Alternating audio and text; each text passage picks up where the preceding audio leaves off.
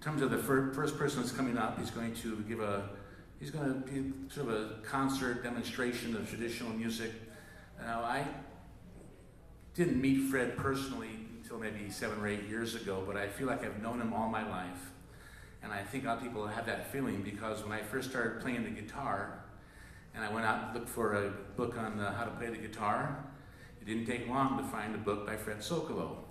He has I think he mentioned to me about 150 books and videos currently on the market, not only for guitar, for banjo, mandolin, and the latest craze, ukulele.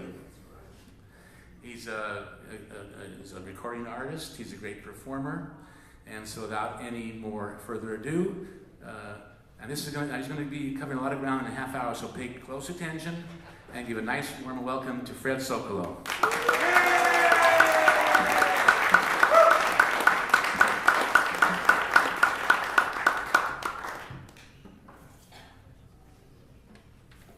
This is my wife Lynn, who's going to accompany me on a few things. You'll see more of her tonight. Let's see.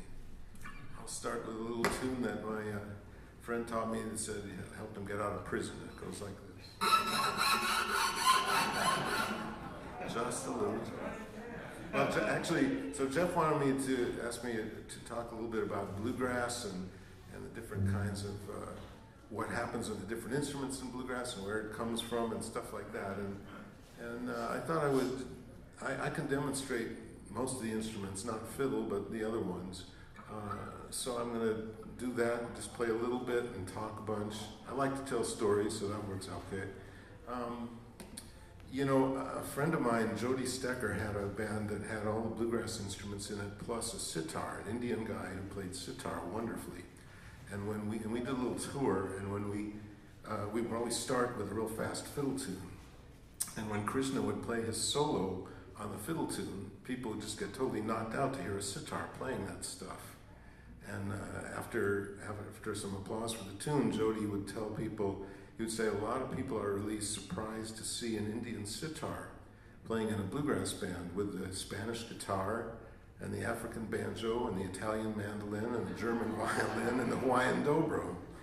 And I'm not sure where the bass comes from, probably Germany or Austria or something like that.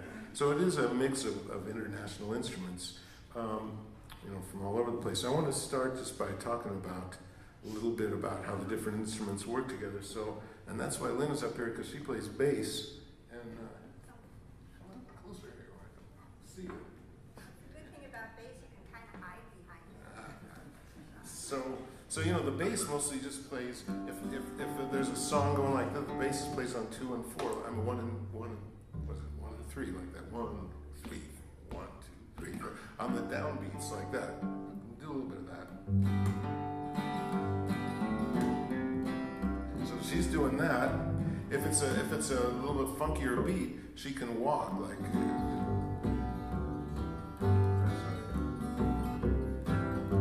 And if it's a faster beat, she can slap, which bluegrass players like to do.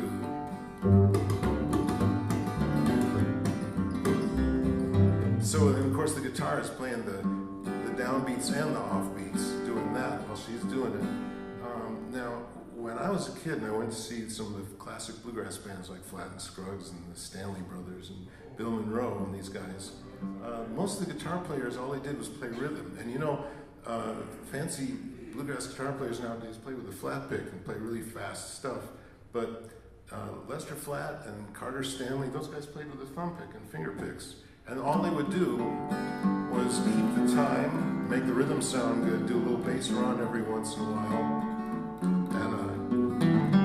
and the famous G run that kind of punctuates the end of a sentence like that. But then, beginning in the 60s, both Doc Watson and Clarence White started doing really fancy fiddle tunes and playing solos, and they elevated the role of the guitar to be a lead soloing instrument, just like the banjo or the fiddle or whatever. So in the past, like when Maybelle Carter played a solo on a guitar, she would go like.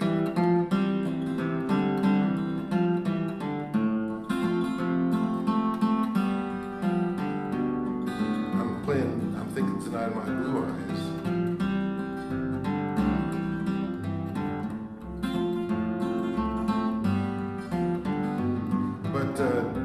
play.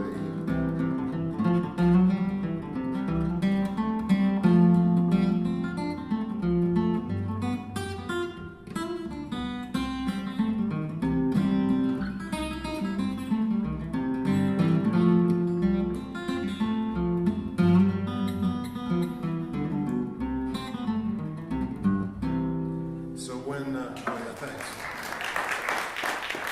When I was a teenager, I'd go to the Ash Grove to see all the great Americana musicians, and there was a open mic night that was hosted by a group called the Kentucky Colonels, and their guitar player was a 15-year-old kid named Clarence White. He was doing stuff. We're talking 1962 here. He was doing stuff like what Doc Watson was doing, but with his own flavor. And this guy, he would stand there without cracking a smile. This 15-year-old kid, and he'd be playing these incredible licks, and all the guitar players in the audience just their jaws would drop, because it was a brand new thing for guitar players to do that in bluegrass.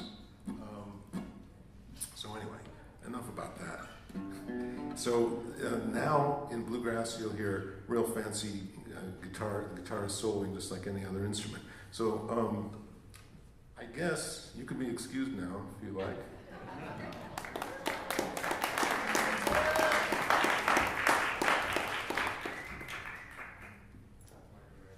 I miss her already. So I'm going to talk a little bit about the mandolin. Now, you know, Bill Monroe played the mandolin, and he's pretty much universally regarded as the father of bluegrass music.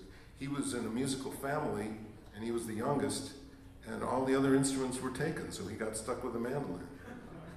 But it worked out well for him. So, you know, the mandolin is tuned just like a fiddle. So fiddle tunes come real naturally to this instrument, and it pretty much does the same thing in a bluegrass band that a fiddle does. You know, you can play fiddle tunes, you go.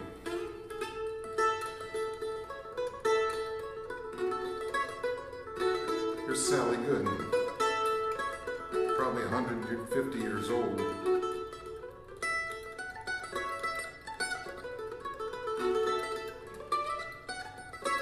So that's what a mandolin sounds like playing a fiddle tune, but of course they also do these rhythm chops on offbeats.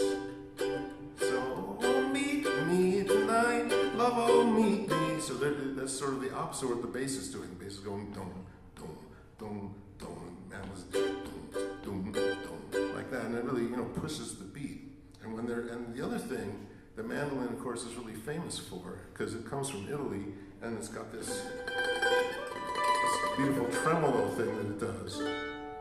So Bill Monroe had one of his first big hits was his song Blue Moon in Kentucky.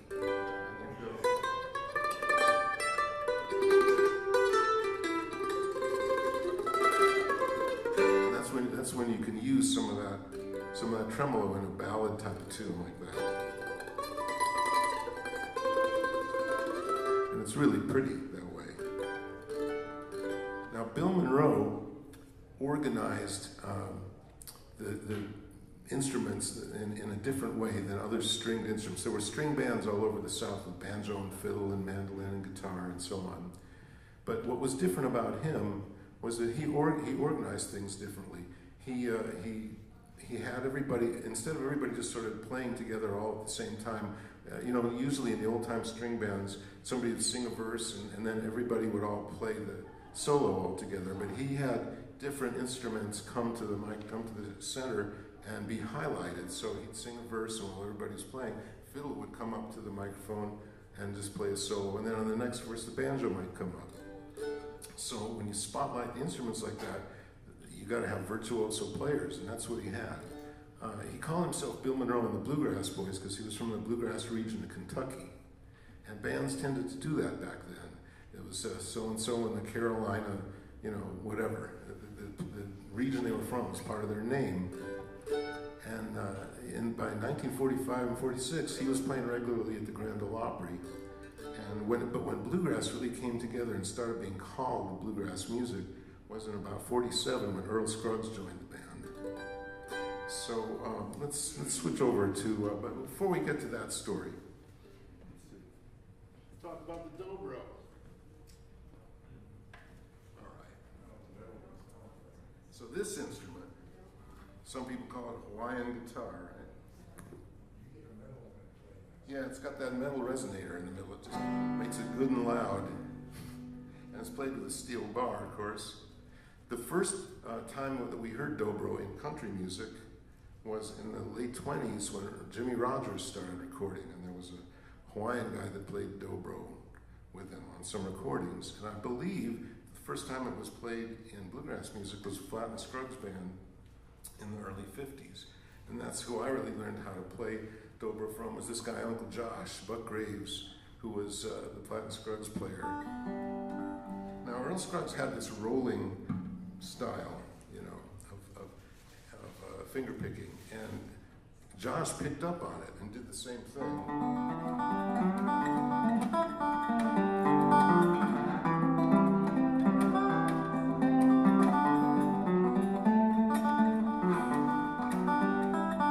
So he could play, you know, imitate sort of what Earl was doing, but what really knocked me out about him was when he did the really pretty stuff on the dobro.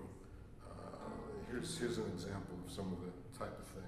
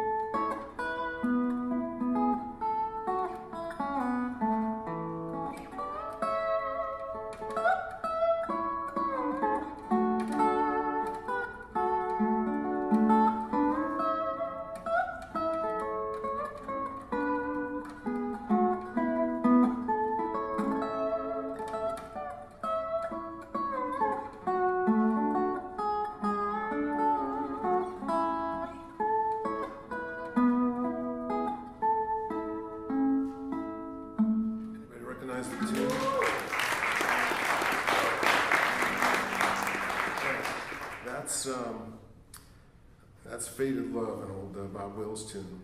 But, you know, so for fast tunes and slow tunes, you know, dobro's great for bluegrass, and of course it's used in country music as well. But let's talk about the banjo a little bit. Okay, so in 1947, Bill Monroe had a banjo player called Dave Aikman, but his stage name was String Bean because he was real tall and thin like a string bean, and he was sort of a comedian. He wore his pants down around his knees in the hip-hop style that's often seen today. And most of the banjo players in those days in string bands were comedians. Grandpa Jones, you know, had a handlebar mustache and grandpa glasses when he was in his 20s. It was a shtick. And Uncle Dave Macon, he swung the banjo around while he was playing it and did a lot of comedy. Sorry. So that was the deal. And mostly, either they did frailing and claw hammer stuff that sounded kind of like that, or they did two-finger picking. That's what Dave Aikman did. So he might, if he backed up Bill Monroe playing Footprints in the Snow, for example, he'd go, some folks like this summertime when they can stroll about. Strolling through the meadow green is a pleasure, there's no doubt. So he'd be doing this kind of a two-finger picking. And when he left the band, just for personal reasons, Lester Flatt was in Monroe's band, and he said, we don't need another banjo player. We don't really need it for our sound. But he auditioned Earl Scruggs, and Earl had this real fast ruling technique, three-finger technique that just knocked you out. Lester heard him and said to Bill, pay him whatever he wants. So Bill, as I mentioned, he had already been playing at the Opry every weekend for years, but when in 1947, when he introduced Earl, the band with Earl in it, that's when bluegrass really came together. And they did some real fast tune called Molly and Tenbrook. It's about two racehorses. And Earl had a solo.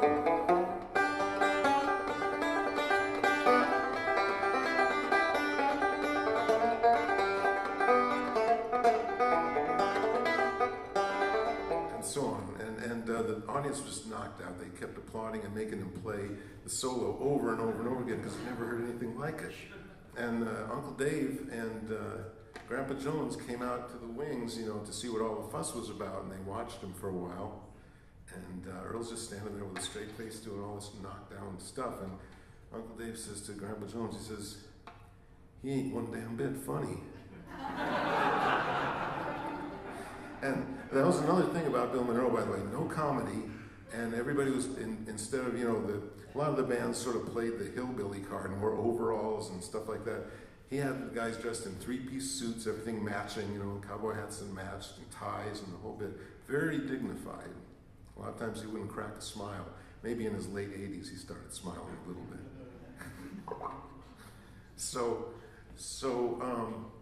Almost overnight, other string bands started incorporating banjo players that could do something like what Earl was doing. And people started calling it bluegrass music because Bill Monroe's band was Bill Monroe and the Bluegrass Boys. At first, Bill was kind of pissed off. He felt like they were stealing something from him. But he came to realize after a while that he was being credited as the grandfather of this whole new genre. And it was kind of obviously a really amazing thing. So now, since I got a banjo here, I want to talk a little bit about Bill Keith. Bill was one of the most important banjo players of the bluegrass era. He just passed away a couple days ago, and it's been a hard couple of years for banjo players. Earl Scruggs and Doug Dillard both died really back to back, and Earl is, every banjo player that plays bluegrass learned by imitating Earl to begin with. And then there's other people that are important too in banjo, but he's the guy. He's undisputedly the guy. And about 1961 or so, or two, Bill Keith kind of came into the spotlight because he had figured out a three-finger style. He was real good at playing Scruggs style, but he had figured out a way to play some stuff that was really hard to play with Scruggs style. You know, if a tune was real notey and went up and down a lot, there were certain licks that you just couldn't get with the Scruggs style, and he figured out a way to get them on the banjo. So he really pushed the envelope, and before long, all the bluegrass banjo players were incorporating Keith style into their Scruggs style. I had already woodshedded on what Scruggs did, and I heard Bill, I went to the Ash Grove and saw him playing with Bill Monroe. Bill hired him because he always wanted to push the envelope. And he said, I think I've got the best banjo player in the business right now. And he plays fiddle tunes the right way on the banjo. And he called him Brad Keith, which was his middle name, was Bradford, because he didn't want to have two Bills in the band. He thought that was confusing. And here's what he did. He figured out a way to play these scales and things. One of the tunes he arranged for banjo was Devil's Dream, a real old fiddle tune that came from the British Isles, like so many of them. And it went like this.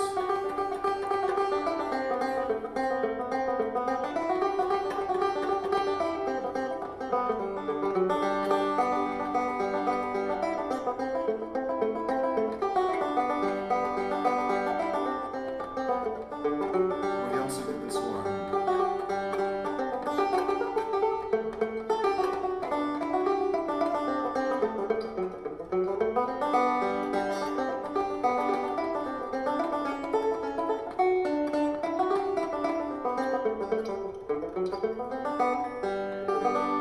That's a Devil's Dream and a little bit of Sailor's Hornpipe, which a lot of you probably think of as Popeye's theme song, because I think they used that.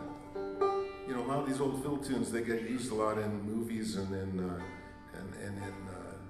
the old cartoons that they used to make in the 30s, you know, Max Fleischer cartoons, Turkey in the Straw and all these kind of tunes, because they're in the public domain, nobody has to pay for them. They used to put them on ice cream trucks. Now they're on video games. So Bill did another thing. Oh, by the way, that style, so as I mentioned, all the bluegrass banjo players started incorporating that into their style, and not just for fiddle tunes, but for all kinds of tunes. And now we've got like Bela Fleck using a combination of Scruggs style and Keith style to play, you know, Paganini violin solos. And I worked out one of Bach inventions that way. I don't know if I can only remember a little bit of it.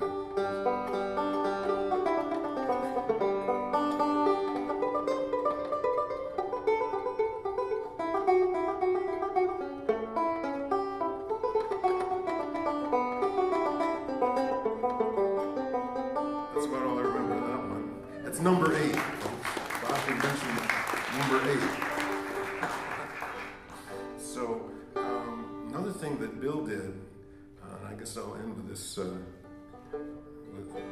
with this idea.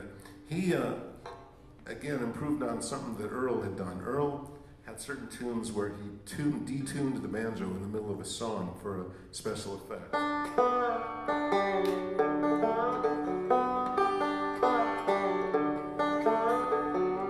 He did that in the middle of one of his tunes, and in several other tunes he used the tuners. He took a clock apart and used clockworks and made this complicated thing that bent the strings, and you had to drill holes in your banjo and put 2 other pegs in there, and it was kind of a mess, but it sounded really cool.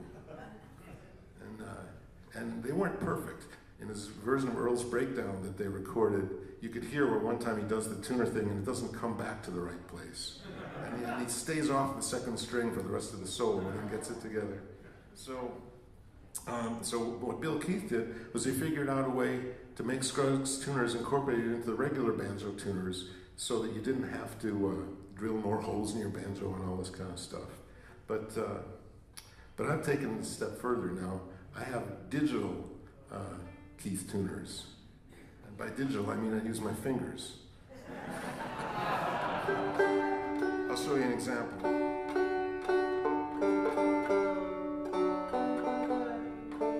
get rid of this thing. Let's see. This is an old tune that called Home Sweet Home that predates Bluegrass quite a bit.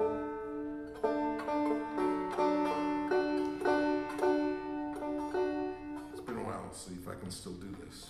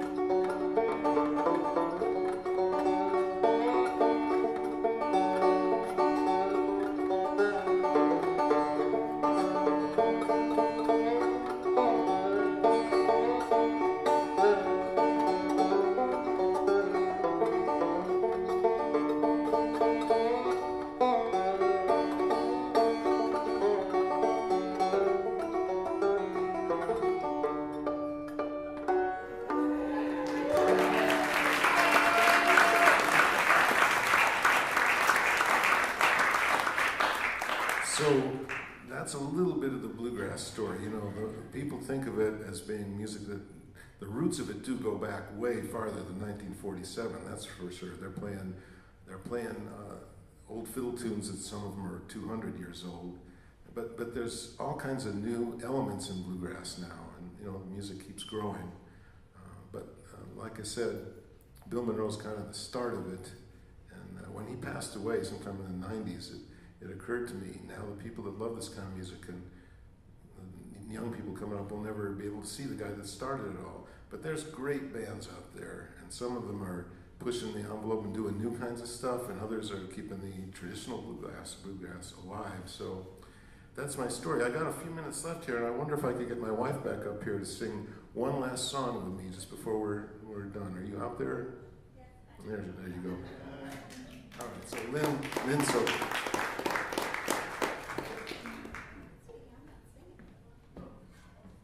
Just for fun. Let's see what else for fun. Now this is a song that Lynn wrote. You're going to see her in the next band that plays after me, and she's a real prolific songwriter, and she writes lyrics. Sometimes I write music to her lyrics, and this is one of our tunes that we collaborated on. Listen, this is a song about aging. Is there anybody that can relate to that in the audience tonight? No, probably not. Let's see, let me get this more comfortable. Okay. It's called I'd Rather Be Over Than Under the Hill. And playing a little bluegrassy guitar here.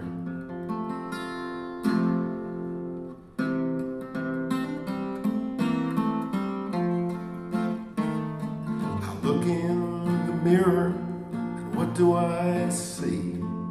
Who's that old geezer staring at me? I don't remember growing this old. It just seemed to happen all on its own.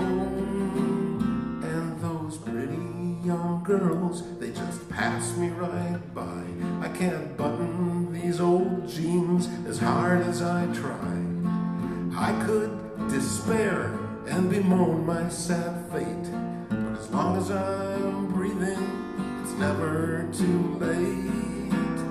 'Cause I'd rather be over than under the hill. A wrinkle or two, well, it ain't no big deal. I know I may look like I've been through the mill, but I'd rather be over than under the hill.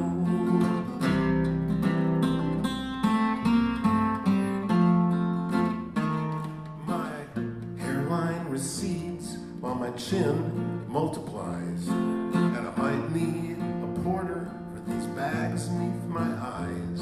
But no matter how I look or think that I should, in 5 years I'll wish that I still look this good. The story of my life is written on my face. I wouldn't change a thing or take a younger man's place. Old age ain't for sissies, it's true and it's sad. But consider the options, they don't look half bad. Hey, you can sing this chorus with me. I'd rather be over than under. A wrinkle or two, well, it ain't no